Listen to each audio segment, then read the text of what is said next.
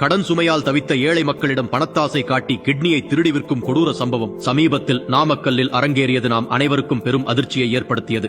இந்த மோசடிக்கு பின்னால் மணச்சநல்லூர் திமுக எம்எல்ஏ கதிரவன் குடும்பத்திற்கு சொந்தமான மருத்துவமனைக்கு தொடர்பு என்ற குற்றச்சாட்டு எழுந்தது. இதற்கு அவர் பேசுவதை கேட்டுள்ளீர்களா? எங்க அப்பாவோட ரோல்ஸ் ராய்ஸ் காரோட விலை தெரியுமா? அது 14.5 கோடி.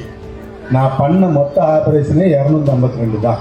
2 லட்ச ரூபான்னு வச்சுக்கிட்டா எப்ப நான் ரோல்ஸ் ராய்ஸ் பண்றது? திருப்பூட்டூர்ல இருக்க எல்லா கிட்னியும்